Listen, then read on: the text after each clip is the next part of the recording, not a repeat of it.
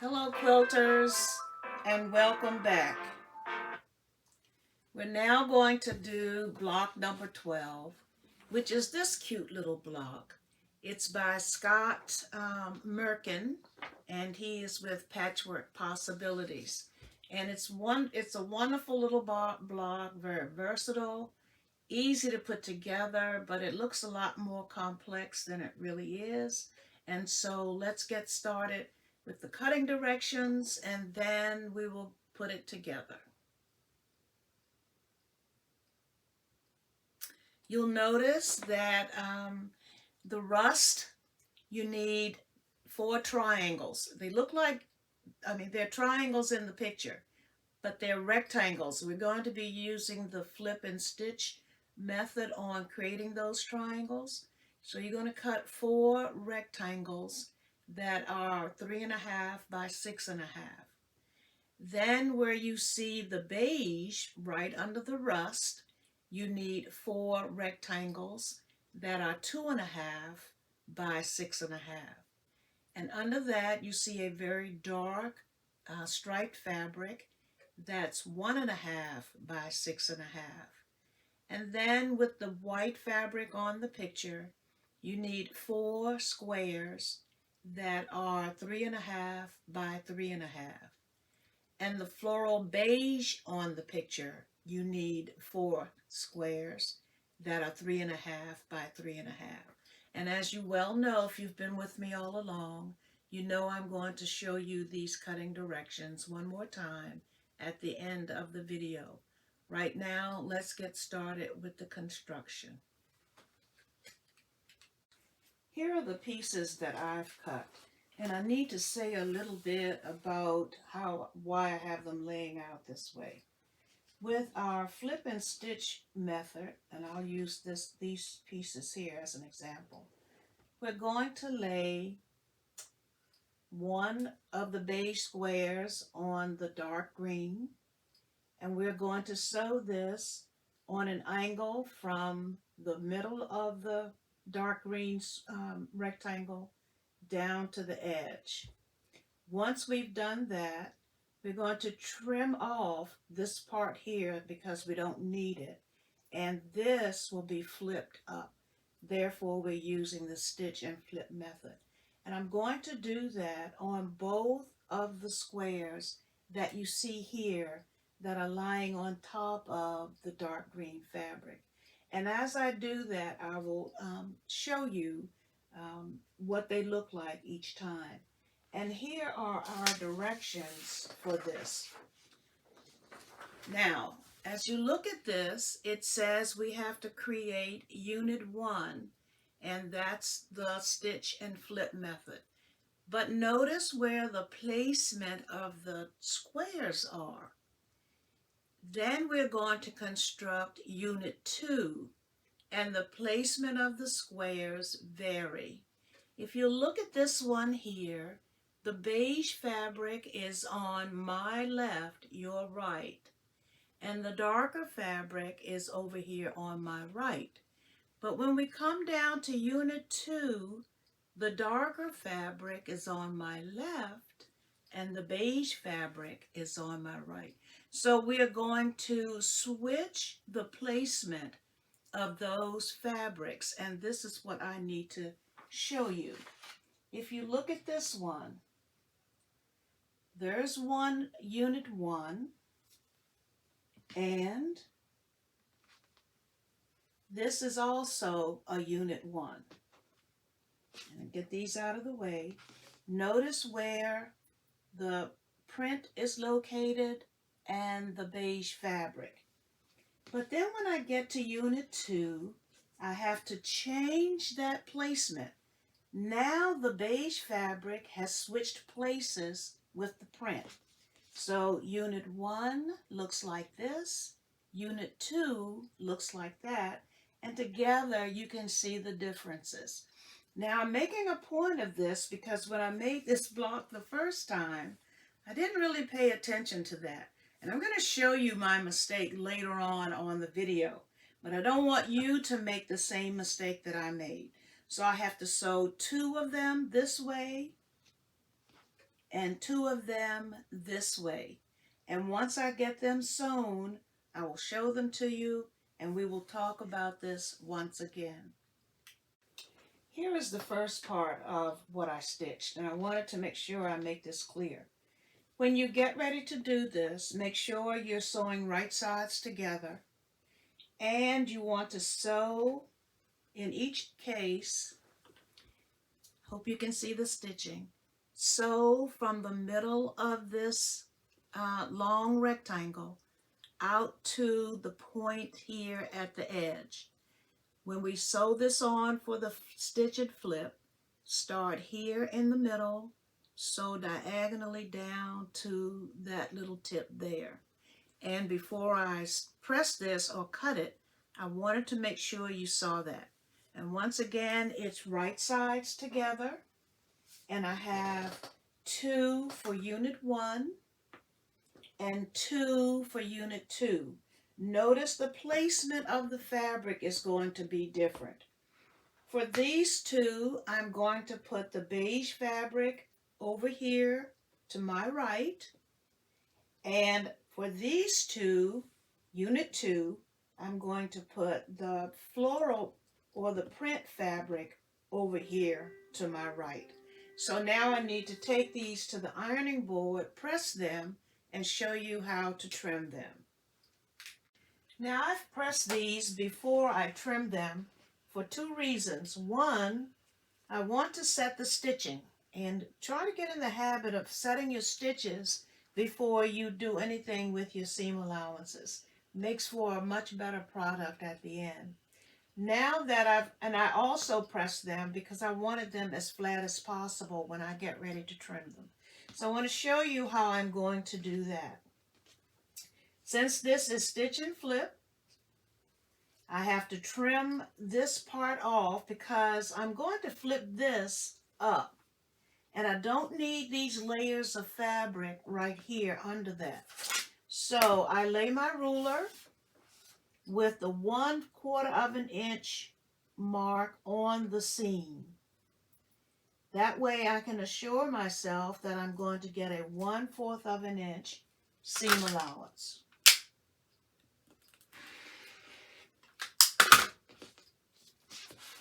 There's my 1/4 of an inch seam allowance. And then when I go back to the ironing board, I'm just finger pressing it right now. I'm going to flip that up, and that's our stitch and flip.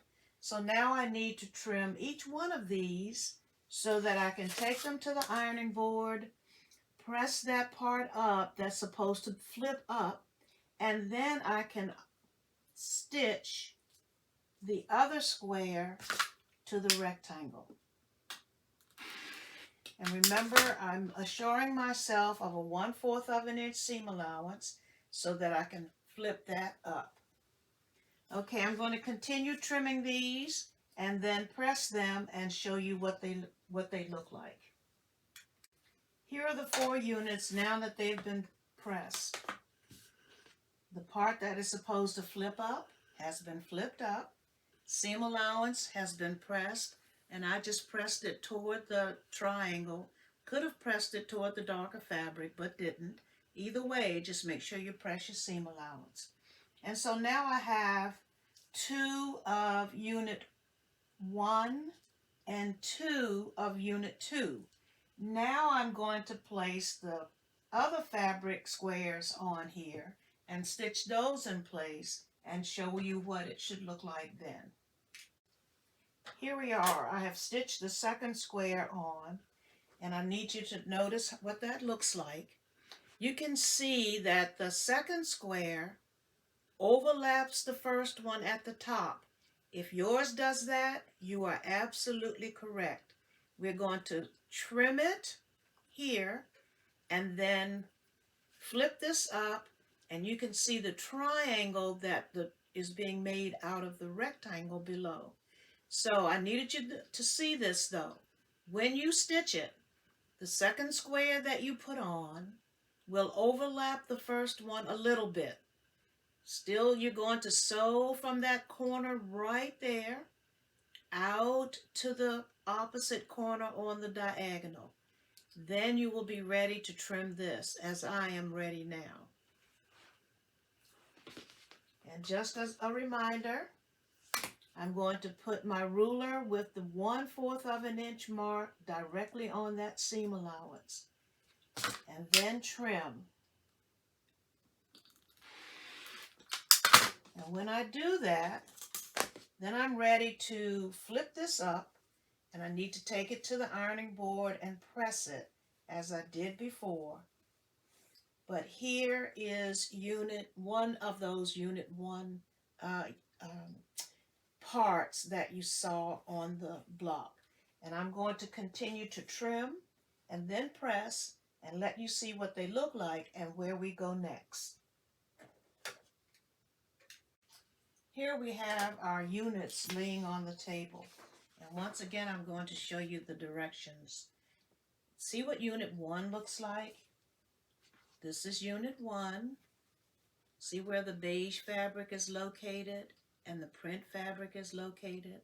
I have 2 of those, just as it says to do in unit 1. And then, if you look below that, you see unit 2. And unit 2 just changes the position of the fabrics. Notice where the beige fabric is located now and the print fabric. And that's the same thing that you see on the sheet at the bottom. So I have 2 unit 1s, 2 unit 2s here on the table. Now we're going to use the other parts that were cut. For each of the little sections of this block, and there are 4 of them, I need to put a blue rectangle under unit 1. And I can do that. I also need to put a blue rectangle under each of the unit 2. Here and here. And I'll take those to the sewing machine and sew those on. The last thing I will have to put on will be this little red rectangle at the bottom of each of these segments of the block. And on the picture, this is a dark green, but I'm just using my African fabrics, as you well know, and so I chose to use red there. So I'll sew these 2 rectangles onto our unit 1s and unit 2s and show you what they look like. Here are the 4 units sewn together. Units 1, units 2. And remember once again how we were supposed to sew unit 1 and unit 2 and sew 2 of each. Now it's time to put these 4 little units together to make the block. And so using the directions on the sheet, let's see, this one turns this way, this one turns this way, this one goes here, and this one goes here. And look at what you get. Oh, it's really quite a block to be so easy and so simple to put together. I'm going to slide it down the table some so that you can see all of it a lot better.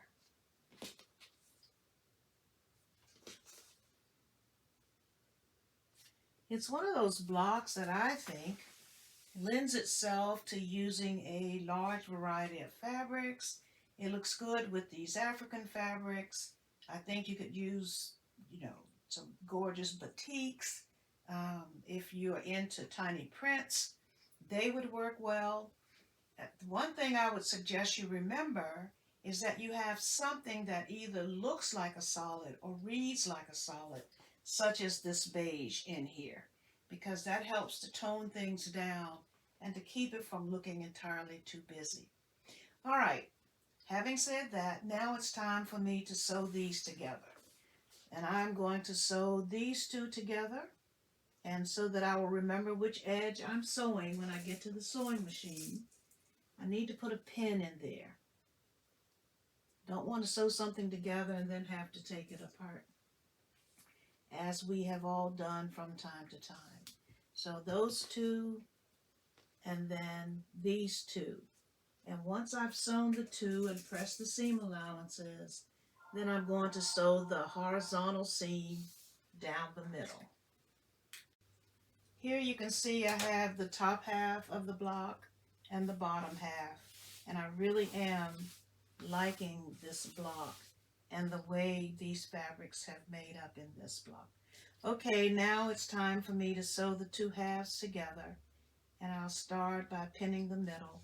I do want to caution you when you make this block to be sure to make sure you have your seam allowances so that you don't lose any of your points.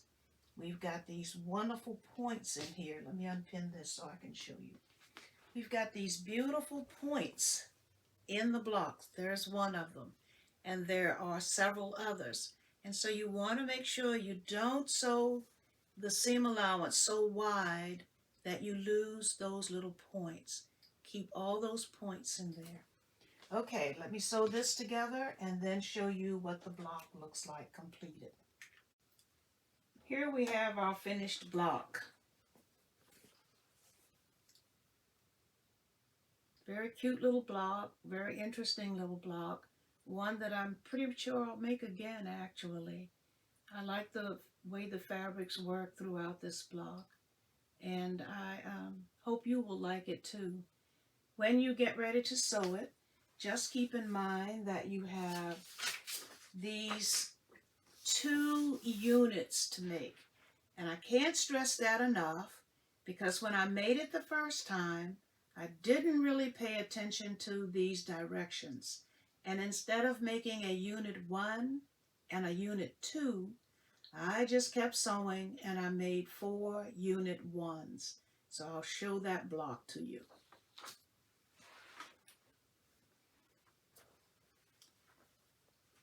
And when I got ready to sew it the first time, I knew it wasn't lining up correctly. So I thought, oh my gosh, what did I do? What did I do? And that's when I went back, looked at the directions, and saw that I had sewn all 4 unit 1s. So rather than take it apart, I decided the creator of the block will forgive me, but I have tweaked it and kind of made it my own. And so this is the result. And I think this block is equally as pretty as the one that we made today. So this is block 12 in the sampler quilt. By all means, if you're sewing with me, we're on a real countdown now, because we only have 3 more blocks to go before we can put our sampler quilt together. I'm so glad you've joined me, and I look forward to having you again. And in a minute, I'm going to show you the cutting directions one more time. Happy quilting!